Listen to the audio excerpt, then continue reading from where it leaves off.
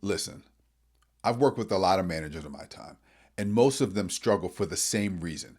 They were never taught what really matters early on. So, in this video, I'm going to be breaking down the 10 leadership skills that make the biggest difference in your first leadership role or your first management role, your first foray into supervising. These are going to be tips that are going to help you avoid early mistakes, build trust faster, and feel much more confident leading people. So, I want you to stay until the end because the last skill that we're going to talk about is the one that most new leaders and most new managers overlook, and it causes more problems than anyone else. My name is Bish Bates, and this is Elevate with Bish Bates. So, I've been where you've been, right? You get promoted into a new position. It validates that you've been doing all the right things up to that point. You feel pretty good about yourself.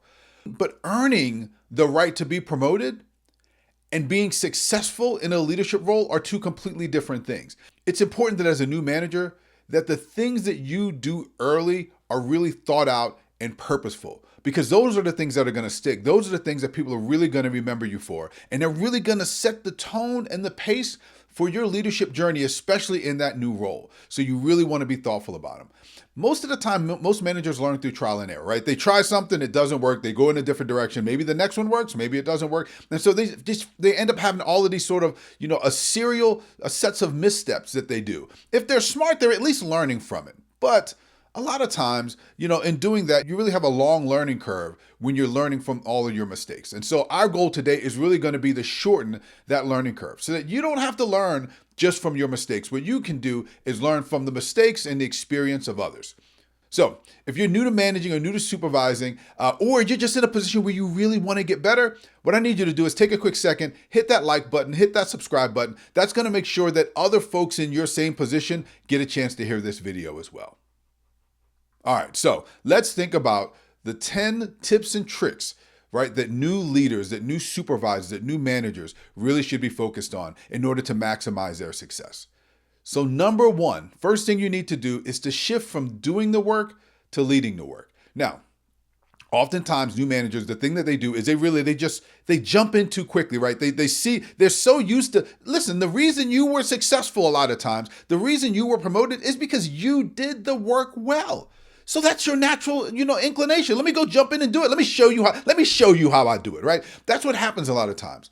But the truth is that new managers often jump in too quickly, and you don't want to do that. You want to make sure that you let the people that you now supervise, let them do the work. It feels helpful to jump in, but sometimes it creates a little bit of dependence of your people on you, right? And what you want to do is be able to see how they do the work. Because as a supervisor, your role has moved from being not an executioner per se, but from executing, right, to actually coordinating, to facilitating, to ensuring that the work gets done. You're no longer the person necessarily on a day-to-day basis doing the work, but you're responsible for ensuring that the work gets done through others.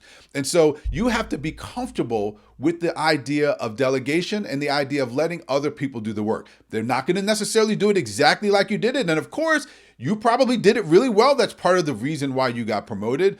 But that doesn't mean it's the only way to do it, and you got to let your people do the work. And so delegating doesn't mean that you're abandoning them or that you no longer care about the work. It just means that you recognize that that's not your role anymore to do the work. And so your job now is to focus on outcomes, not on being the personal hero, not on being the person that actually does all the work, but ensuring that the work actually gets done overall.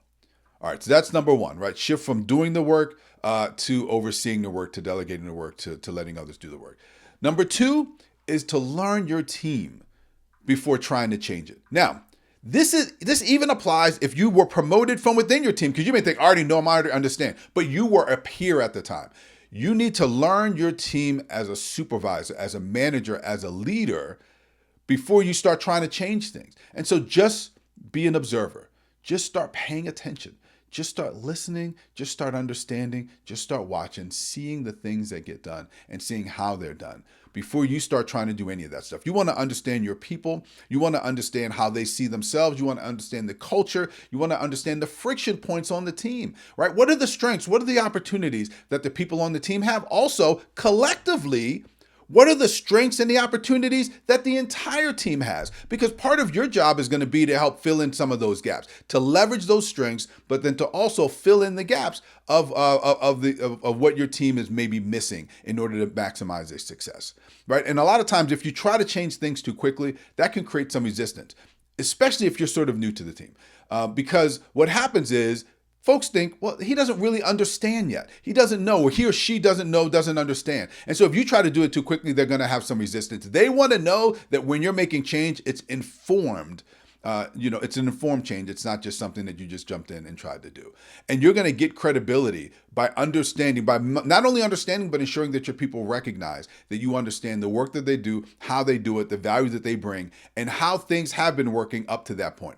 And that's what you want to make sure that you do. So this is your first impression as a leader, and that is really going to matter. You want to make sure that your people really do your new people really do understand that you've taken the time to learn them, to understand them, and to value what they bring to the table before you start trying to implement any sort of major changes.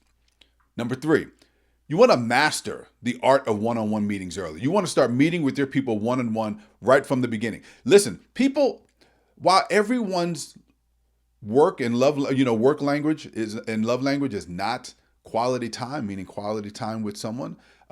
Most people do value the opportunity to sit down one-on-one with their leadership. And so you want to make sure that you do that because they're going to value it. They're going to want you to know them as an individual. And the way to do that is to sit down and have those one-on-one conversations with them. It is really good. Those one-on-one meetings is really going to be the most powerful leadership tool that you have in your arsenal or in your tool belt. And you want to use that as much as humanly possible, right? You can't overuse it because you have limited time. And depending on how many people and direct reports that you have, you may or may not be able to do it, but you want to make sure that you get a chance for them to learn you and for you to learn them in a one-on-one environment in your office, the one-on-one meetings that you've set aside just to be with them, right? And this isn't just about sort of project updates or status updates or things like that. These are going to be things where you want to talk about what roadblocks do they have, how do they want to grow, where do they think, where do they want to be, right? What do they think they bring to the team, and how do they feel like they're aligned with the ultimate vision and mission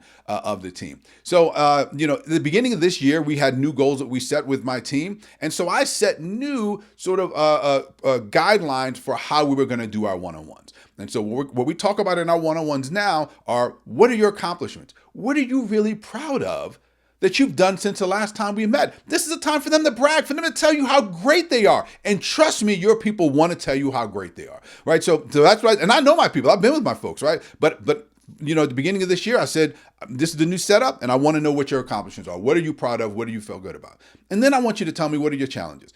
That gives me an opportunity to understand where are your friction points? Where are your hurdles? And what can I, as your leader, do to help break down those barriers for you, or help you pass that, or figure out how to strategize around it, right? My job is not to fix everything for you, but one of the things that I do want to do is to help give you the tools and the skills to be able to navigate the challenges that you may be having.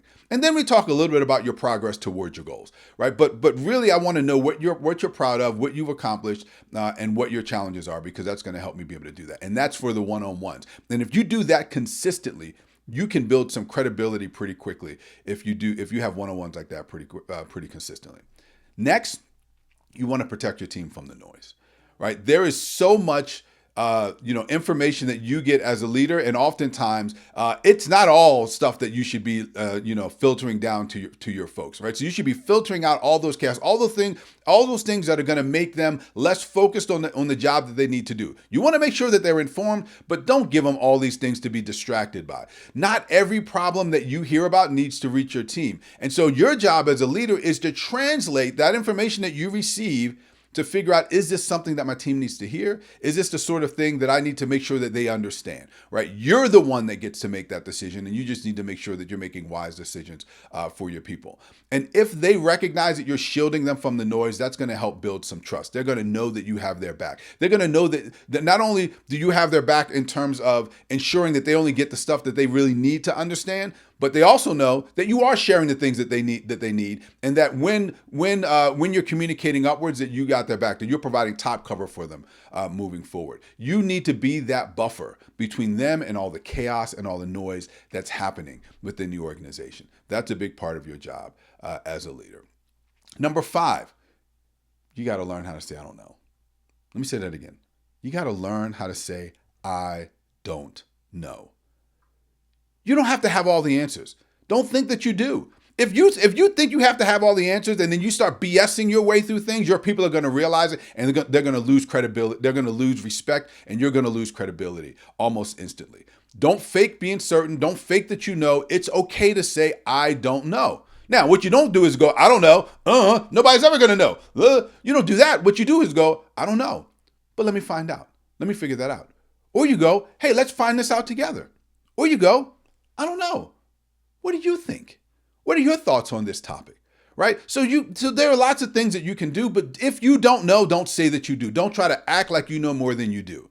People respect you when you are honest with them. When they don't think you're trying to they don't think you're trying to pull the wool over their eyes and act like you are somebody that you don't have. You build credibility by having that transparency. By the way, that authenticity, that's what people want. They don't need a perfect leader. They want an authentic leader. They want somebody who they know that they can trust. And by the way, not knowing stuff allows you to give them the opportunity to show you what they know at times as well. Because sometimes people try to test you a little bit to see how you're going to address things. See if you're going to recognize or acknowledge that you don't know something, right? Or see if you're going to give them the opportunity to show you how much they know. And that's a really big opportunity that a lot of new managers miss, is the opportunity to let your people show you how much they know. They want to brag. They want to impress you. Give them that opportunity. It's not about you impressing them. All right, number 6, understand the organizational politics, but ensure that you don't get pulled in, right? So understand the organizational politics without getting pulled in. As a supervisor, as a leader, you now need to have some political savvy. That's just the reality of it. There is no leadership situation, there is no organizational situation that does not have politics involved. You're going to have to figure out how to navigate that. Now, some organizations, the politics maybe are a little less toxic. Some organizations, they impact you a little bit less, but they're always there. And you have to understand that environment so that you can adjust and you can navigate not only yourself, but your team through those politics so that you guys don't get caught up in it.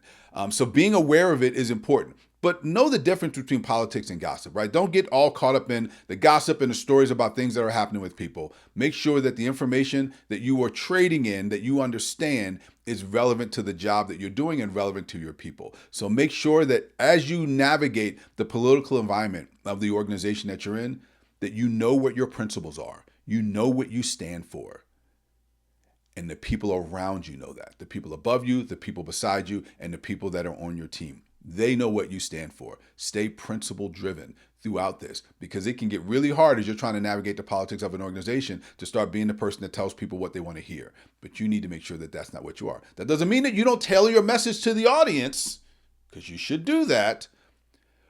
But don't change your message for everybody that you talk to. Don't change your position because of the room that you're in. Right? That's when politics get really slimy. So you have to make sure that you protect your reputation early and often and consistently as you move forward.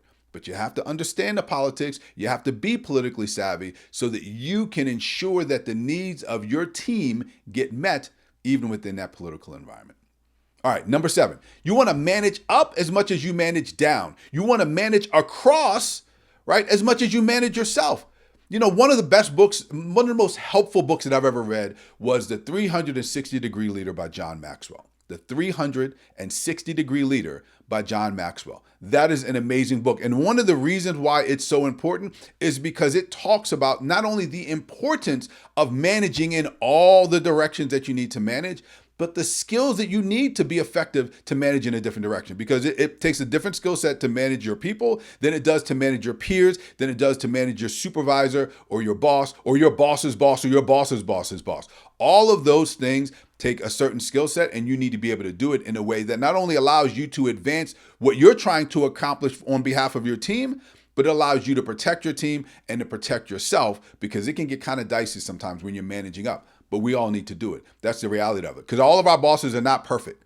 And so if they're not perfect and they sometimes need us to help them with what they're doing, then you need to be able to do that in a way that gets you the outcome that you want without any unintended repercussions that you really don't want, right? So one of the things that you want to do is to make sure that you are aligned with your boss as much as humanly possible. You can't be out there going, my boss thinks this, but let me tell you how wrong they are, and these other things, these other ideas that I have. Align yourself with your boss, right? And so the first person, if you are not aligned with your boss, that you need to be having a conversation with is your boss, right? See if there's a way that your vision, that your ideas, that your thoughts can coexist with their thought processes and where they are, right? So you always want to make sure that you understand what the expectations are that are given to you and that you clarify them whenever necessary. You also want to make sure you do that with your people, right? You want to make sure that when you give them expectations, that you give them the opportunity to clarify. Because the worst thing you can have is to find out that at the time when things should be executed, or the project should be over, or the task should be completed, and it turns out I didn't quite understand, or they didn't quite understand what was being asked. So you want to make sure you do that. That prevents surprises, that prevents missing deadlines, that helps prevent a lot of those things, right? And so part of what your job to do is to take what your organization tells you, take what your boss tells you, and translate that into the priorities for your team, so that you can make sure that you are meeting the organization's mission by the work that you and your team does. And that is really a leadership multiplier. That, if you can do that, right? If you can manage up and across and down in a way that everybody recognizes that you are looking out for them while you're looking out for your team, while you're trying to ensure that everybody's goals get met. Now, there are going to be times when everybody's goals can't get met. And what you have to do in those moments, as part of managing up, is have those conversations so that people understand we have to make a choice here. Let's talk about what that choice might look like versus just not meeting somebody's expectations or goals because you think there might be some conflict there. So that's going to be important to do. Okay. Number 8. They say that the key to real estate is location, location, location, right? Well, the key to ensuring clarity is documentation, documentation, documentation. So make sure that you document your decisions and your expectations. Write down as much as you can.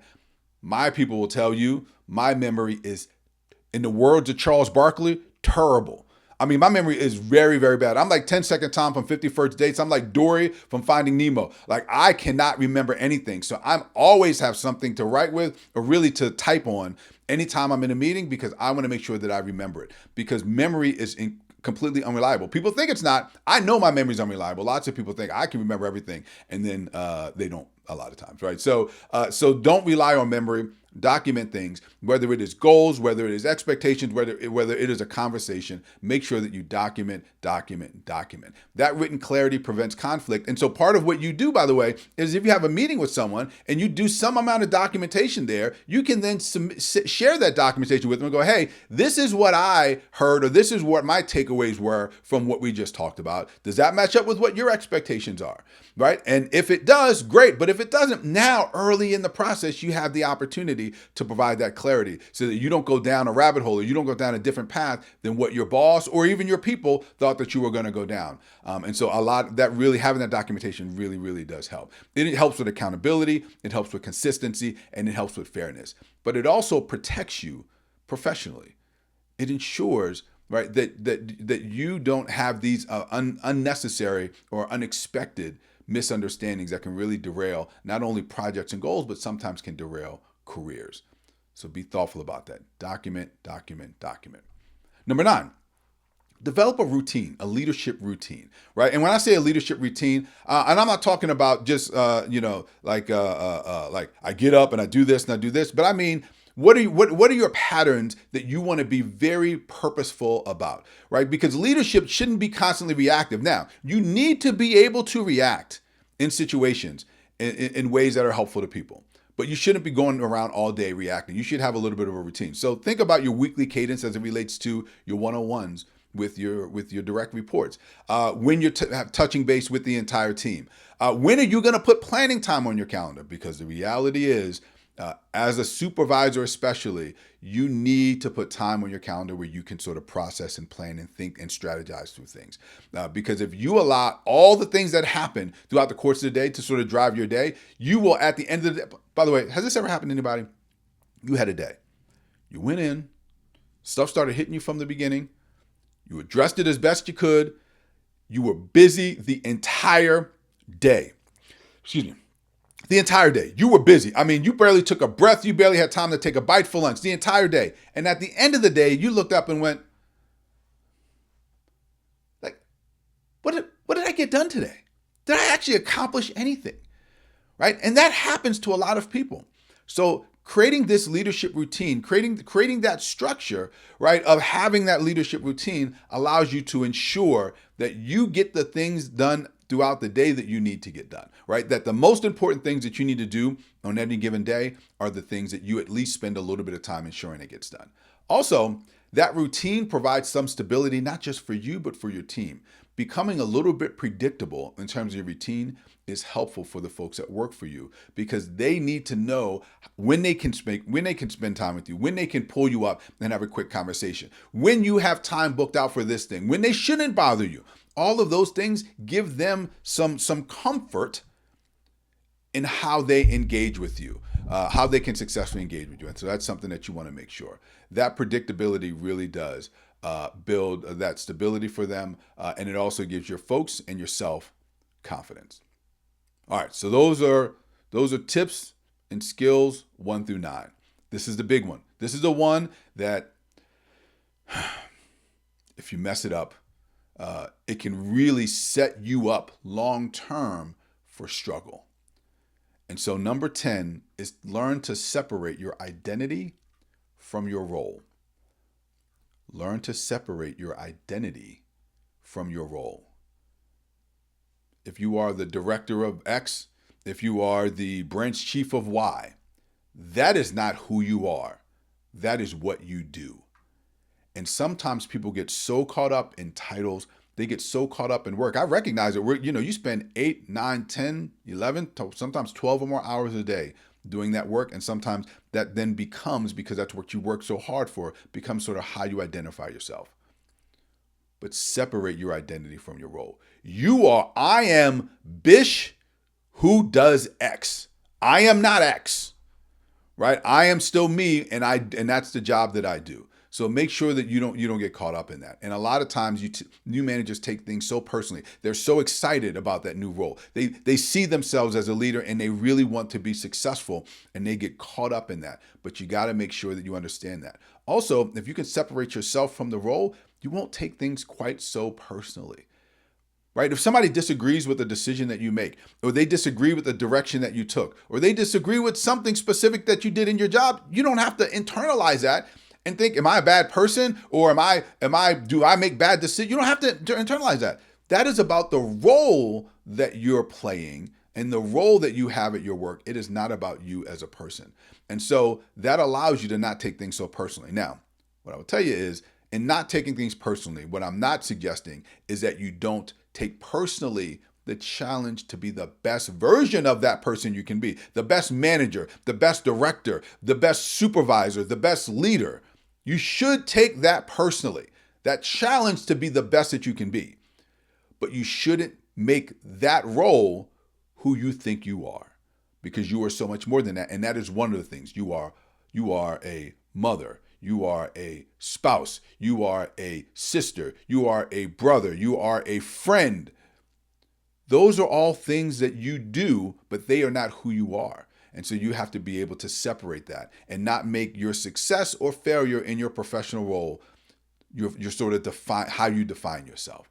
So just make sure you can do that. It allows you to separate emotionally from things when that happens, when you have that separation, and it prevents burnout. Because if your identity is tied to the work that you do, then man, if you have a really major struggle, that can really impact how you feel about yourself as a person.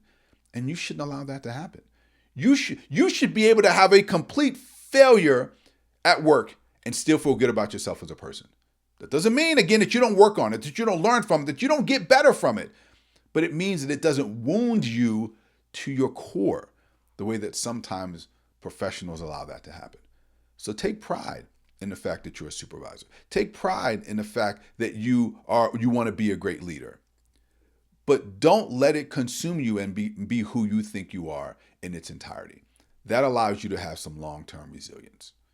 All right. So those are the 10 tips and tricks that I really think that new managers should really focus on and understand, because first time management is a transition, right? And so there's a difference between change and transition. Change is what happens externally.